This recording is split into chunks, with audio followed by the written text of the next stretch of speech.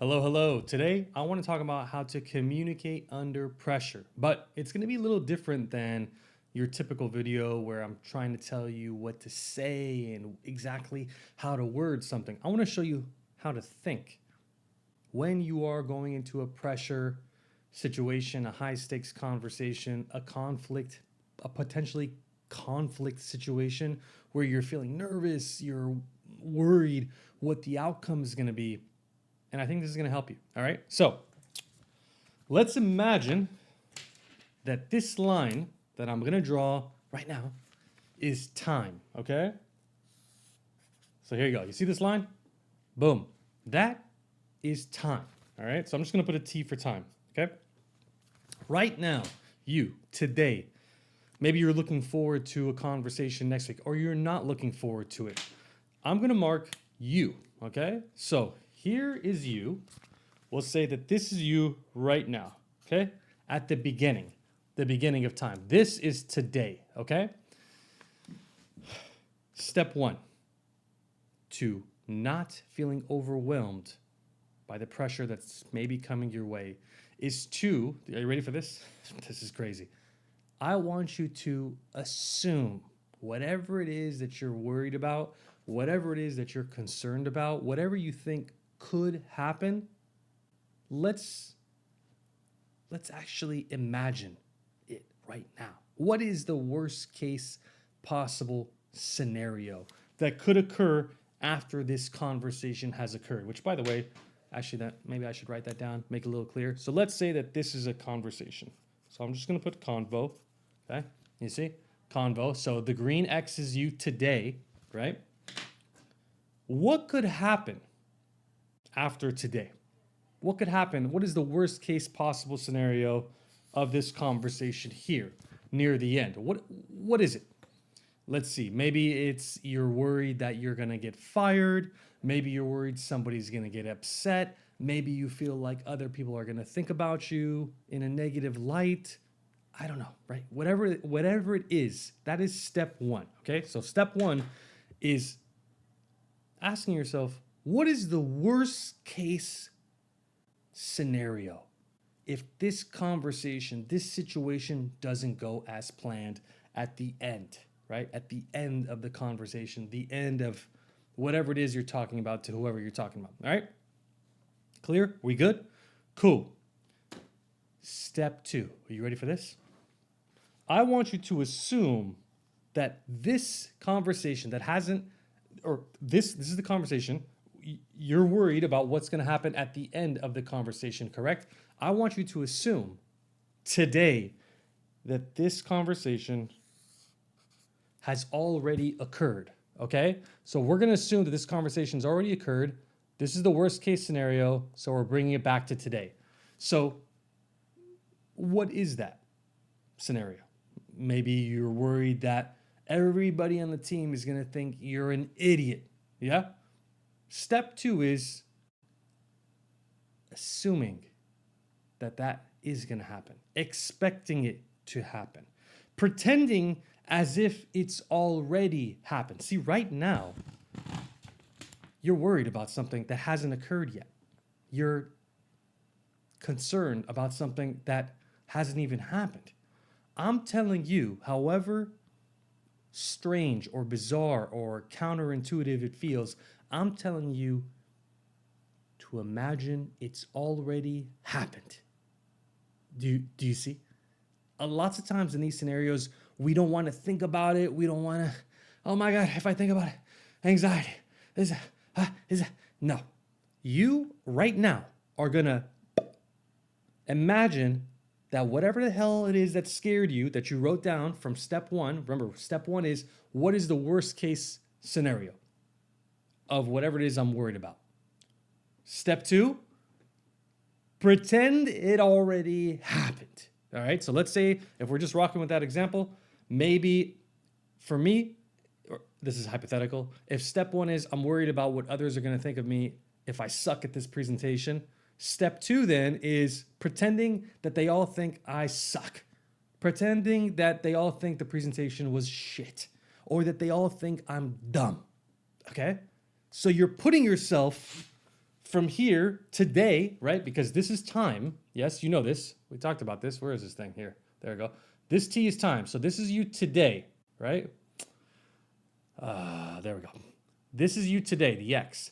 So as time goes, after the conversation, you're worried about this happening. I'm telling you, step 2, you're expecting it to happen, okay? So let's say, just for the sake of this conversation, it's people are going to think, I'm a schmuck. I'm an idiot. I don't know what I'm talking about. My presentation skills suck. The way that I talk sucks. Whatever it is, okay? That's step 2. Here's step 3. You ready? What can you do today, right now, to move forward? What could you do? If it's the example that I gave, maybe people think that my presentation skills suck. Well, what can I do today to move forward in the direction I want to go in? Well, I can come in prepared next time. I can work on my presentation skills by watching YouTube videos. I can watch this guy's videos. I can go to Toastmasters and practice on my public speaking skills. I can learn a new word every single day. So do you see what you're doing? You're prepping for the worst case scenario to already have happened. When you do this, which is very counterintuitive to what most people would say, they're like, "God, think positive, meditate, go work out, eat healthy," all this stuff. You're saying, nah, I'm just going to pretend it's going to be a disaster coming my way. And I'm just going to do whatever I can do today to move forward. If they think it's because I'm not a good speaker, I'm going to work on everything that I just outlined. If it's because people think that I'm shy, I'm going to work on speaking up a little bit more going forward. So you see, you're almost preemptively finding the solution to something that hasn't even occurred yet. Aha. This is way different than a lot of the typical TikTok, Instagram advice out there, which is just think positive. Don't be a negative guy. Don't be pessimistic. Don't be a pessimistic girl. Does this make sense?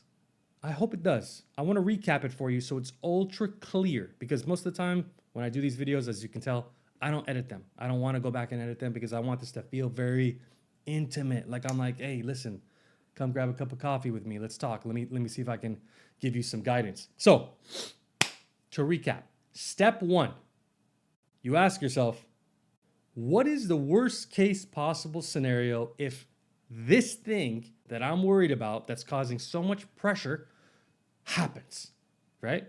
My channel is based mainly on communication and social skills and confidence. So I'm assuming that if you're watching this, you're interested in one of these things. So whatever it is that you're concerned about, step 1, let's imagine it already happened. All right? Just put your mind there today. Okay? Step 2, I apologize. Step 1 is asking yourself, what is the worst case scenario? Step 2 is putting yourself there today. Assuming, pretending that it already happened. Can you imagine how confident you're going to be? Where, God forbid, you're expecting everybody to laugh at you at this presentation, right? I'm just making this up. And you go there and everybody laughs. In your mind, you're like, yeah, I already prepped this 17 days ago, so I don't really give a shit that you guys are laughing. You see? It's very powerful. Trust me. So that's step 2. You are expecting the worst case scenario to happen. Most people tell you not to expect it. I'm telling you to expect it. Do you see? This is why it's going to fucking work for you. Okay? And then step 3, you are expecting this worst case scenario to happen. What can you do to move forward? You're worried about getting fired? Start looking for jobs today. You're worried about sounding dumb? Learn a new word every single day. You're worried about looking like you're insecure? Start working on your confidence today. Today. Get it? This is how you go from feeling insecure, shy, oblivious, feeling maybe a bit awkward, to becoming ultra confident when you communicate, even in high pressure scenarios, because you've already put yourself there. You see? A lot of athletes, I'm going to use a basketball analogy right now. In basketball, there's 4 quarters. When someone is known to be a clutch basketball player, they're usually very good at the end of the game. Last 30 seconds, last 60 seconds, they're excellent, right? Michael Jordan, Kobe Bryant, LeBron James, whoever it is that you like. I don't really care. All of these players have visually, and I've done this too because I tried to go pro in soccer, I have visually imagined the fourth quarter, last shot of the game, practiced it in my backyard. Same with soccer. Same with any type of physical endeavor you may be even pursuing. So you're doing the same thing in a sense. You're visualizing the worst case scenario and already preemptively improving yourself. Okay? Makes sense? I hope this video was helpful. Let me know if it was. Subscribe if you're new to the channel. Let me know if you have any questions. Also, actually, I have one specific question for you. As you can tell, I don't really edit these videos. I am trying to continue this human theme because these fucking robots are annoying me. Is this helpful when I write something down on my notepad? Again, I'm trying to be a human here. This feels so weird saying that. Let me know if you like that style. I know it's kind of maybe a little bit strange to read sometimes or a little bit difficult because the camera autofocuses in and out. But let me know if you like this style. It really means a lot to me. It lets me know what's working for you. I'm ultimately making these videos for you. So if you're somebody that's seen some of my content and you enjoy it, do me a favor. Let me know. All right. Thank you so much for watching. Appreciate it. See you guys soon in the next video. All right. See you then.